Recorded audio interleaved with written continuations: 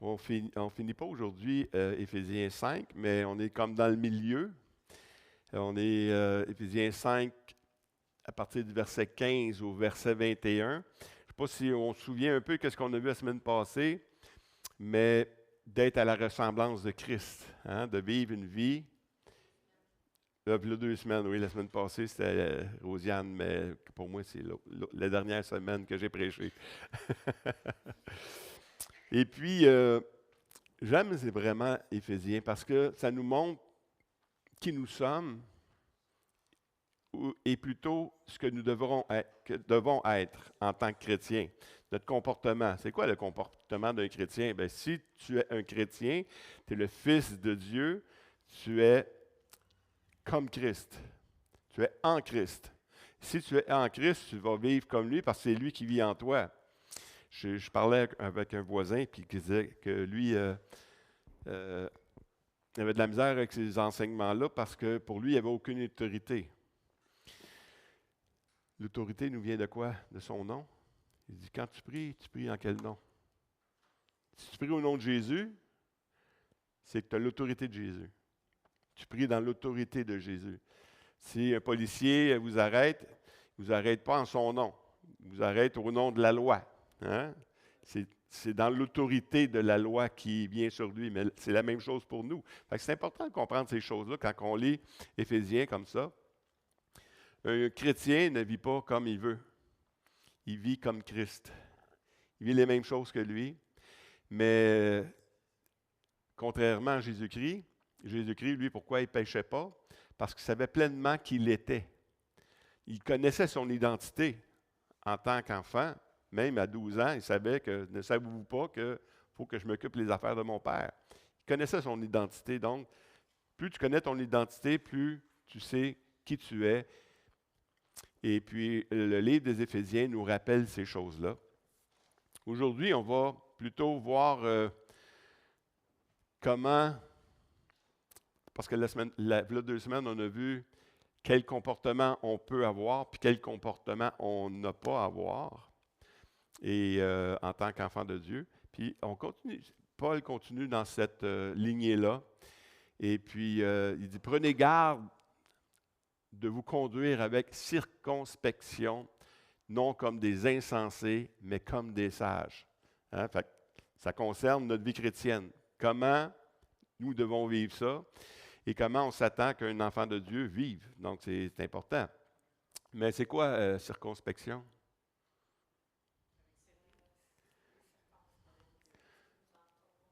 Oui, de manière conséquente. La circonspection désigne une attitude de prudence réfléchie, de réserve et de retenue dans les paroles et les actions. On tourne notre langue plusieurs fois avant de parler et on se rappelle qui nous sommes avant d'agir. C'est ça, d'agir avec circonspection. Mais pas ayez une conduite réfléchie, non comme les insensés, hein, qui ont une conduite irréfléchie, mais comme des sages. Et ce qu'on va voir aujourd'hui, c'est un peu la sagesse. C'est quoi être sage en tant que chrétien?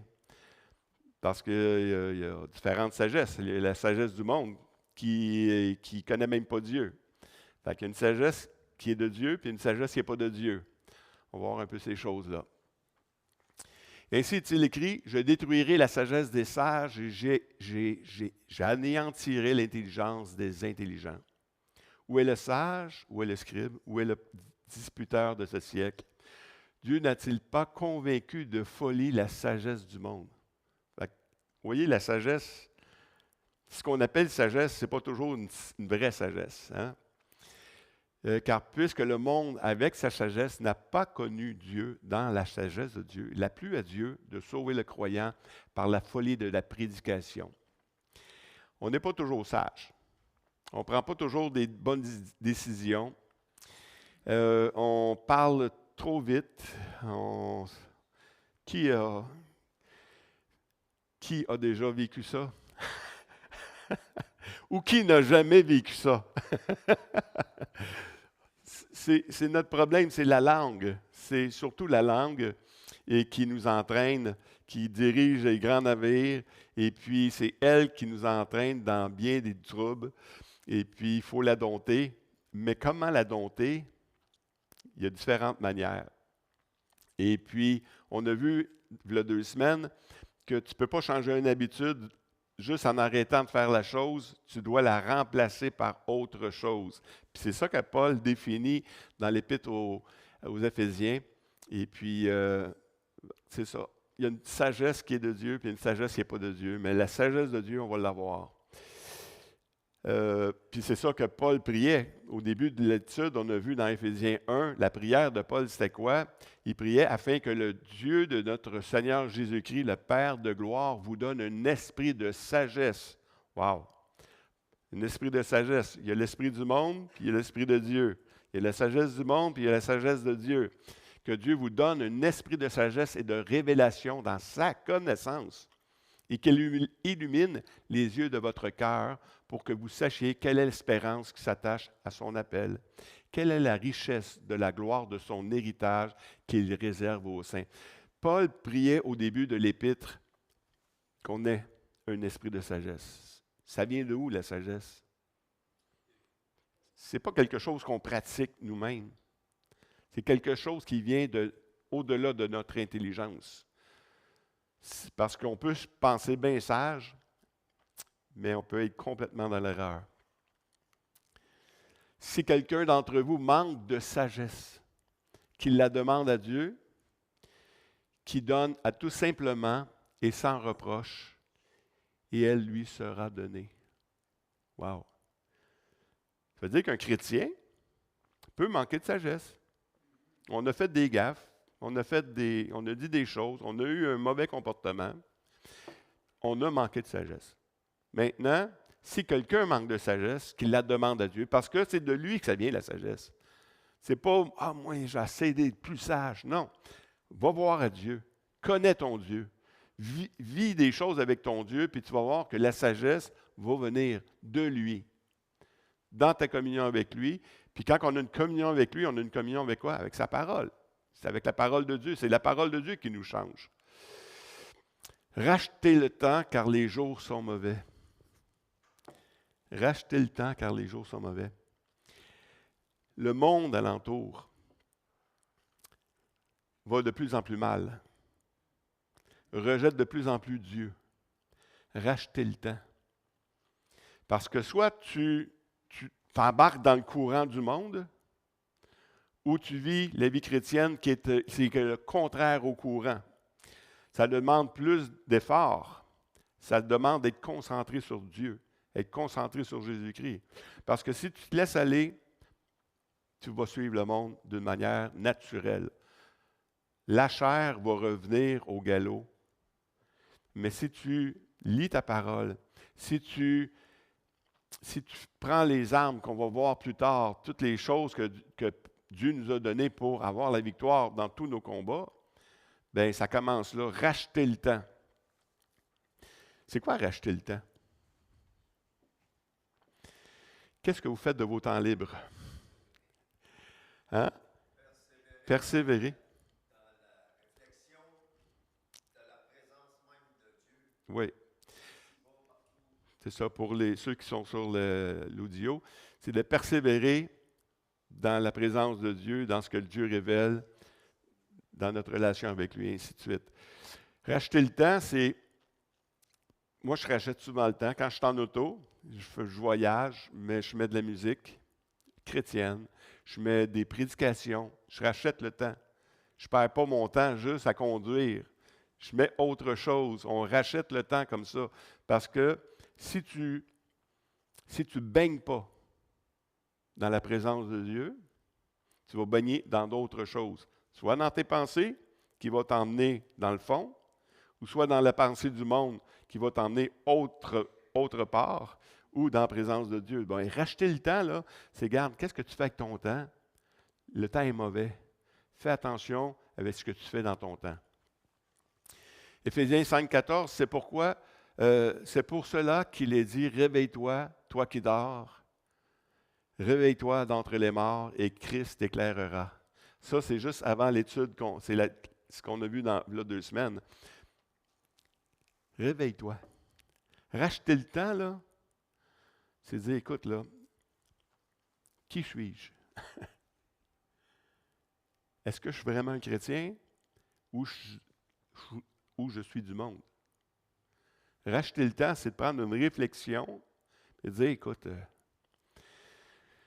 ma vie, là, c'est quoi je veux faire avec ma vie? Mais il faut que tu comprennes que tu as été créé, premièrement, pour aimer. Ça, juste ça, les gens, ils ont de la misère à comprendre ça. Tu as été créé pour aimer, oui. Premièrement, Dieu et les autres. Fait que si tu as été créé pour aimer Dieu en premier, moi, si j'aime quelqu'un, je vais vouloir passer du temps avec lui. C'est pas plus compliqué que ça. Aimer quelqu'un, c'est désirer être dans sa présence. Ben, réveille-toi, toi qui dors. Réveille-toi d'entre les morts et Christ t'éclairera. Nous, on peut juste prendre conscience de nos faiblesses. Mais on ne peut pas sortir de nos faiblesses. C'est comme si tu tombes d'un trou. Comment tu veux te sortir du trou? Ça prend quelqu'un d'autre pour nous sortir de là. C'est Christ qui va t'éclairer, puis c'est lui qui va te donner la force. Dans Romains 13, il dit un peu l'amour ne fait point de mal au prochain, l'amour est donc l'accomplissement de la loi. Cela importe d'autant plus que vous savez à quel temps nous sommes. C'est l'heure de vous réveiller, encore une fois. Paul reprend ce même thème. Afin du sommeil, car maintenant le salut est plus près de nous que lorsque nous avons cru. La nuit est avancée, le jour approche. Racheter le temps, c'est aussi se dépouiller des œuvres des ténèbres. Se dépouiller des œuvres des ténèbres, ça ne suffit pas, mais revêtir les armes de la lumière. Marchons honnêtement comme en plein jour, loin des excès de l'ivrognerie. Ah, l'ivrognerie. Dans Éphésiens 5,17, c'est pourquoi ne soyez pas inconsidérés, mais comprenez quelle est la volonté du Seigneur. Être inconsidéré. Ne soyez pas inconsidérés. Le terme inconsidéré qualifie l'action, une parole ou un comportement qui manque cruellement de réflexion. La même chose que tantôt. Ça revient, c'est le thème. Dieu vous donne un esprit de sagesse. Dans la prière qu'on a vue de Paul au début de l'Épître, c'est qu'il vous donne un esprit de sagesse et de révélation dans sa connaissance. C'est de la sagesse qu'on a besoin. Mais comprenez quelle est la volonté du Seigneur. Connaître la volonté du Seigneur pour nos vies, on peut s'imaginer des choses. C'est quoi la volonté du Seigneur pour Sylvain? C'est quoi la volonté du Seigneur pour Stéphane?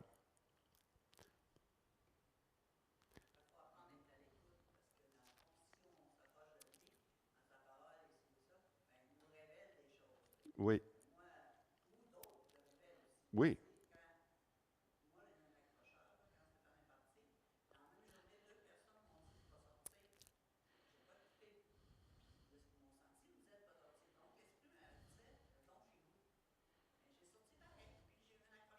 C'est ça.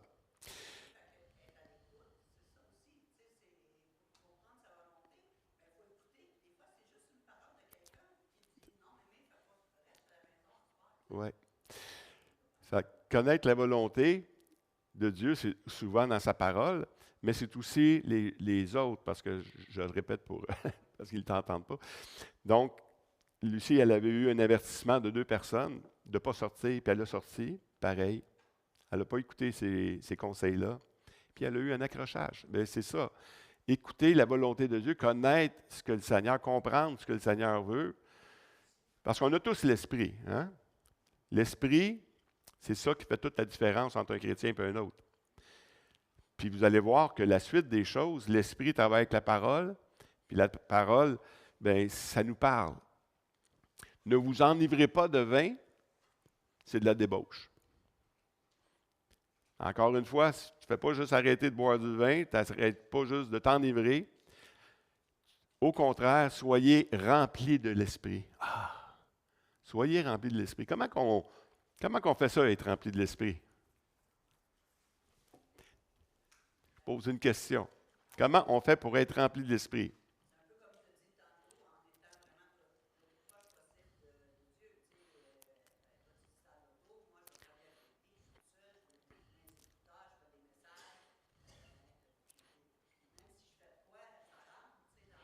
Oui.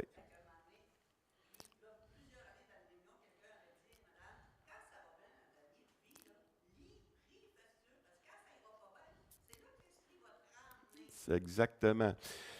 Plus tu lis, plus tu t'exerces. On est appelé des disciples de Christ. Hein? Se discipliner dans notre relation avec Dieu, nous discipliner d'être assidus dans ces choses-là, va faire en sorte que quand ça va aller mal, ça va te rappeler ça. Ça, c'est un principe. Oui.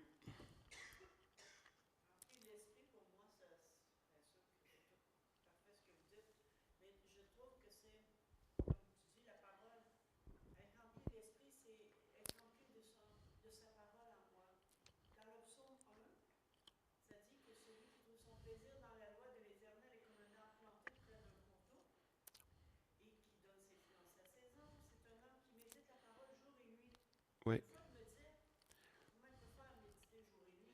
Oui.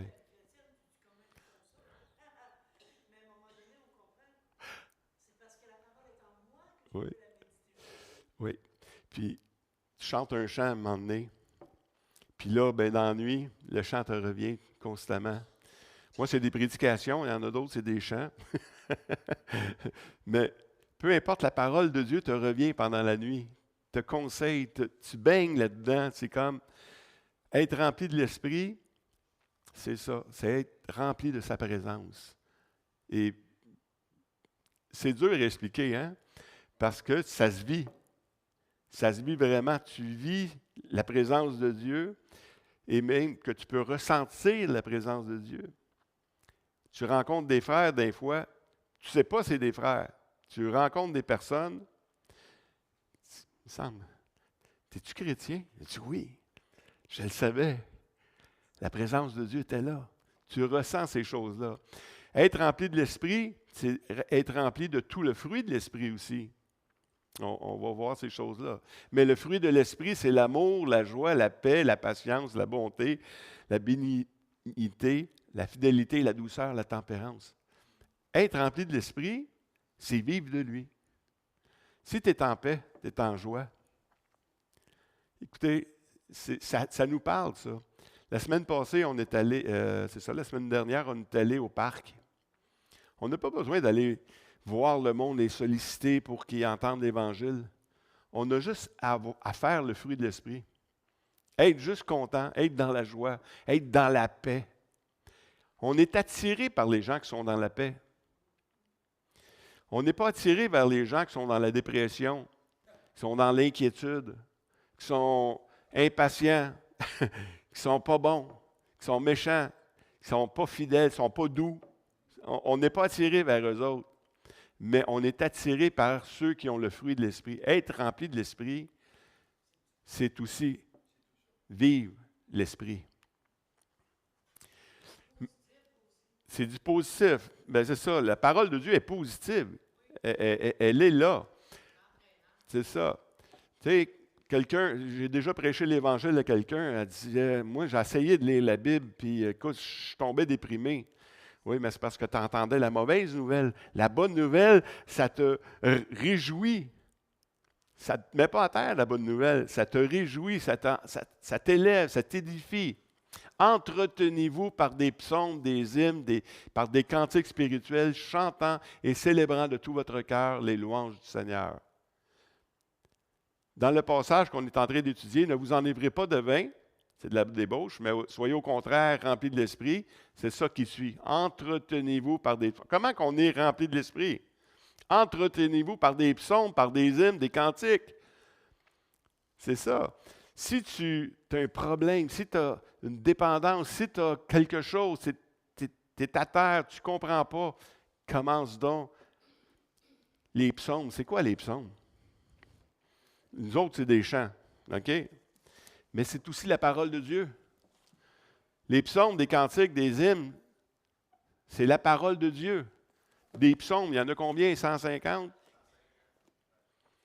Il y en a plein. C'est la parole de Dieu. Sois rempli de l'Esprit, sois rempli de la parole de Dieu. Si tu n'es pas rempli de la parole de Dieu, tu es rempli de toutes sortes de choses. Tu peux écouter toutes les émissions que tu veux, mais il n'y a rien qui va te remplir plus que la parole de Dieu. C'est ça qui va changer ta vie. Entretenez-vous par des psaumes, par des hymnes, par des cantiques spirituels, chantant et célébrant de tout votre cœur les louanges du Seigneur. Parce que plus tu vas lire la parole de Dieu, plus tu vas, comme notre sœur elle a dit, le positif va revenir là-dedans, puis ça va t'édifier toi-même. Tu vas être content. Moi, il y a des chants, là, des chants très simples, surtout les chants les plus simples, qui disent des vérités les plus profondes. Ça me revient, ça m'édifie. Et on est rempli de l'Esprit. Dans Jacques 5,13, il dit « Quelqu'un parmi vous est-il dans la souffrance? » Qu'il prie. Quelqu'un est-il dans la joie? Qu'il chante des cantiques. Mais si ça ne va pas, tu peux chanter des cantiques aussi. Tu peux te rappeler, compte les bienfaits de Dieu. Hein? Quand ça ne va pas, tu peux chanter aussi. Tu pries, mais tu te rappelles la parole de Dieu. Comme Lucie, elle a dit, si tu n'es pas rempli de l'Esprit quand ça ne va pas bien, tu vas avoir de la misère à te réjouir. Parce que ça ne marche pas. Un de mes profs à l'école biblique, il me disait, concernant la parole de Dieu, mais surtout sur l'enseignement sur la guérison, il dit, c'est pas quand le bateau coule qu'il faut que tu apprennes à nager. Apprends à nager. Apprends à nager. Apprends à être dans la présence de Dieu. Fait que quand le bateau va couler, tu vas facilement confiance au Seigneur. C'est la même chose. C'est chante des cantiques. Dès ton enfance, Paul disait à Timothée, dès ton enfance, tu connais les saintes lettres qui peuvent te rendre sage à salut. Par la foi en Jésus-Christ, toute écriture est inspirée de Dieu et utile pour enseigner, pour convaincre, pour corriger, pour instruire dans la justice.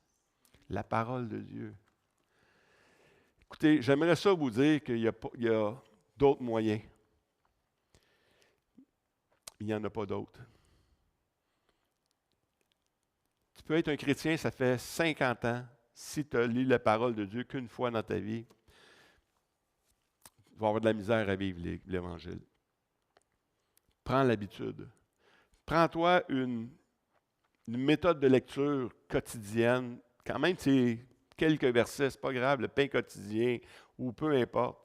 Mais si tu te disciplines dans la parole de Dieu, ça va changer ta vie. Ça va fortifier ta foi dans les Écritures. Ça va te fortifier ta foi en Jésus-Christ. Ça va fortifier ta foi dans ton salut. Mais si tu ne lis pas les Écritures, tu vas être toujours un chrétien faible qui a besoin des autres pour vivre. Au lieu d'être ce que Dieu veut, comme Paul a prié dans le premier chapitre, l'espérance qui s'attache à notre appel, c'est qu'on s'édifie les uns les autres. C'est qu'on s'édifie les uns les autres par des hymnes, par des cantiques, tout ça, on va le voir. Que la paix de Christ à laquelle vous avez été appelés pour former un seul corps. Le corps de Christ a été formé pour ça, pour qu'on puisse s'édifier les uns les autres. Règne dans vos cœurs et soyez reconnaissants. Wow! Soyez reconnaissants que la parole de Christ habite abondamment. Pas un petit peu, beaucoup. Instruisez-vous et exhortez-vous les uns les autres. La vie chrétienne, ça ne se vit pas seul, ça se vit en Église. On a besoin les uns des autres pour s'exhorter en toute sagesse. La sagesse revient encore. Hein? Soyez sages. Soyez pas inconsidérés, mais soyez sages. En toute sagesse, par des psaumes, par des hymnes, par des cantiques spirituels. Chantant Dieu dans vos cœurs sous l'inspiration de la grâce. Sous l'inspiration de la grâce. Ça aussi, j'aime ça. Parce que c'est la grâce qui nous tient. Parce que quand on tombe, il faut se rappeler la grâce. C'était mérité. Ce n'est pas parce qu'on le mérite que Dieu nous fait grâce. c'est que c'est immérité. L'inspiration de la grâce. Toutes ces choses-là viennent nous transformer. Romains 12, 15, réjouissez-vous avec ceux qui se réjouissent et pleurez avec ceux qui pleurent. Encore l'Église, encore l'unité, encore l'importance qu'on a pour chacun les uns des autres. Éphésiens 5, 20 et 21, on termine déjà. Rendez continuellement grâce pour toutes choses à Dieu. Ça, c'est pas évident. Pour toutes choses. Comment on peut rendre grâce à toutes choses à Dieu? Je me souviens qu'un prédicateur avait dit ça d'un autre prédicateur qui avait l'habitude de louer Dieu pour toutes choses. Mais comment tu peux louer Dieu dans cette situation que tu es là? Bien, tu peux dire merci Seigneur que les jours ne sont pas tous comme ça. Tu peux toujours trouver une occasion de remercier Dieu pour ce que Dieu fait. Continuellement grâce à Dieu pour toutes choses. Merci. Je suis juste fatigué aujourd'hui. J'ai épluché des oignons tantôt, je ne sais pas. Rendez continuellement grâce pour toutes choses à Dieu le Père au nom de notre Seigneur Jésus-Christ. Comment? Vous soumettant les uns les autres. L'importance de l'Église encore. La semaine prochaine, on va parler davantage de la soumission. Parce que je sais qu'il y en a qui ne veulent pas entendre parler de soumission, surtout pas à son mari. Mais si tu n'aimes pas entendre parler de soumission, c'est que tu n'as pas compris c'est quoi la soumission. Tout simplement. C'est comme si tu n'aimes pas entendre dire que le mari aime sa femme comme lui-même. Écoute, c'est quelque chose. Mais la soumission et l'amour qu'on doit avoir dans nos relations les uns avec les autres et avec l'Église, c'est la même relation. On va voir tout ça, c'est dans les prochaines choses, d'être soumis à son mari, d'être soumis à l'Église, que les petits-enfants soient soumis à leurs parents. La soumission, c'est de Dieu. C'est de Dieu, la soumission. La soumission, c'est le contraire c'est le contraire de l'orgueil. C'est le contraire de... Hein? De s'élever, de la rébellion, de vivre pour soi-même. C'est ça, la soumission. Moi, j'aime bien un mot qui me le définit bien, c'est d'être sous la mission. Soumission, être sous la mission. Wow! On va le voir dans les prochaines semaines. C'est tout ce que j'avais aujourd'hui, mais voyez-vous que la sagesse que Dieu nous demande d'avoir, le comportement que Dieu nous demande d'avoir, c'est premièrement d'avoir notre comportement qui lui est agréable. Et qui est agréable les uns envers les autres. Parce que celui qui aime ne fait pas de mal au prochain. Bien, tu ne te fais pas mal non plus. On a tous des péchés, on a tous des difficultés, on a tous des faiblesses. Mais ce qui est intéressant dans le corps de Christ, c'est que l'autre peut t'aider à te relever. Parce que tes faiblesses ne sont pas ses faiblesses.